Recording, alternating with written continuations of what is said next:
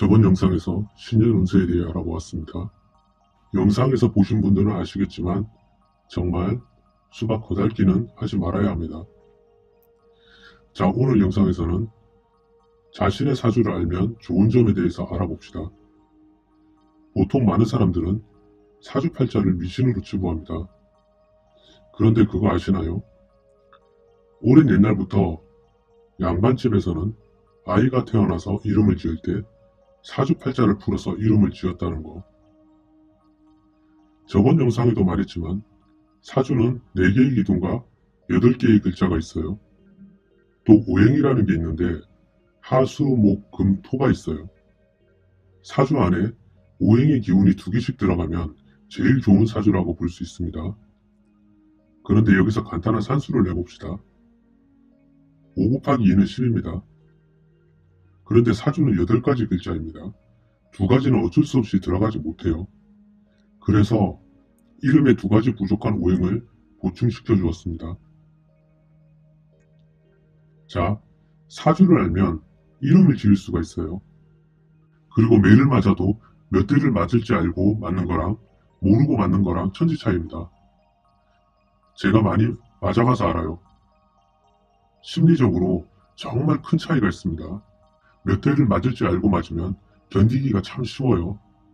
아무튼 자신의 사주를 알고 살아간다는 건 미리 구급약을 준비하고 인생의 길을 떠나는 것과 같습니다. 모르고 떠나는 사람보다는 알고 가는 게 좀 더 빨리 목적지에 도착할 수 있겠지요. 그리고 사주는 젊었을 때 아는 게 좋아요. 제가 오랜 상담을 하면서 많은 사람을 봐왔지만 이제 인생에서 하산할 때 찾아오셔서 자신의 사주가 궁금하시다는 분들을 많이 봤어요. 그럴 때마다 참 가슴이 미어집니다. 그러니 한 살이라도 젊었을 때 본인의 사주나 자식들의 사주를 알고 미리미리 개선을 하고 준비하는 게 좋을 겁니다.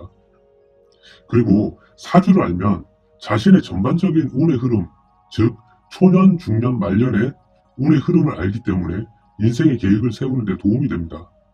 자신이 잘할 수 있는 점과 못하는 점이 사주에 나오기 때문에 웬만한 시간과 돈을 절약할 수 있어요. 괜히 이것저것 하다가 시간과 돈을 날리는 것보다 나으니까요. 예를 들어 초원에 뛰어다니는 말을 깊은 산속에 데려다 놓고 죽어라 뛰게 하는 것과 같아요. 다 자신이 잘하는 점과 맞는 환경이 사주에 나와 있어요. 그러니 사주를 알고 가는 사람과 모르고 가는 사람은 격차가 나게 되어 있습니다. 사주에 자신이 부족한 부분도 나옵니다. 오행으로 수가 부족한 사람은 성격상 어떤 단점이 있고 신체적으로 어디가 안 좋은지 나옵니다. 그래서 부족한 기운을 어떤 식으로 보충을 해야 하는지 다 나옵니다. 뿐만 아니라 연애할 때 상대방이나 결혼할 상대방과 궁합이라던가 결혼하는 날, 이사하는 날, 좋은 날 등등 중요한 계약일 또는 한 해의 운수 등등 알 수 있어요. 직장 생활을 하다가 직장 동료들과 화합하는 방법이나 아이를 키우는 부모면 아이의 기질을 사주로 풀어서 어떤 방식으로 교육을 하면 좋은지 알 수 있습니다.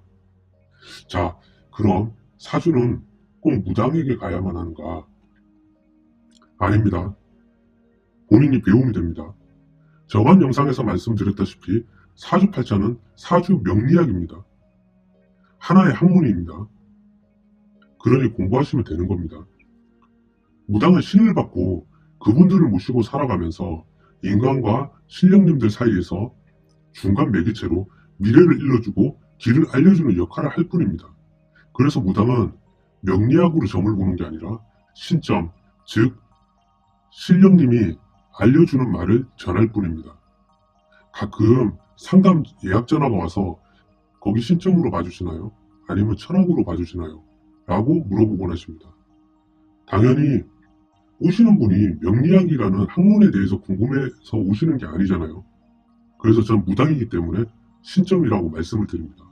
아무튼 또 이야기가 안드로메다 갈 뻔했는데 사주 명리학은 배우면 됩니다. 어렵지 않냐고 질문을 하실 수 있어요. 당연히 어렵죠. 학문인데. 예를 들어 볼게요. 악기를 배우고 싶어요. 그런데 이걸 취미로 할 건지 아니면 배워서 프로가 되고 싶은지 먼저 선택을 해야겠죠. 저는 여러분들이 만일 명리학을 배우실 거라면 취미로 배우시길 권합니다. 명리학이라는 게 끝이 없습니다. 뭐 학문이라는 게 끝이 있을 순 없죠. 아무튼 악기를 배우듯이 즐겁게 즐기시면서 배우시면 됩니다. 앞으로 제가 아주 쉽게 명리학을 대해 알려드리겠습니다. 일단 명리학은 27개의 글자만 알면 끝입니다. 참 쉽죠? 자, 다음 영상에서는 27개의 글자에 대해서 알아봅시다. 정말입니다. 27개 글자만 알면 사주팔자가 보입니다. 긴 영상 봐주셔서 감사하고 아주 쉽게 명리학을 배우고 싶은 분들은 구독과 좋아요를 눌러주시고 구독을 하신 분들은 구독 버튼 옆에 종 모양을 눌러서 알람 설정을 해두시면 빠른 영상 보실 수 있습니다. 자, 다음 영상에서 봬요. 감사합니다.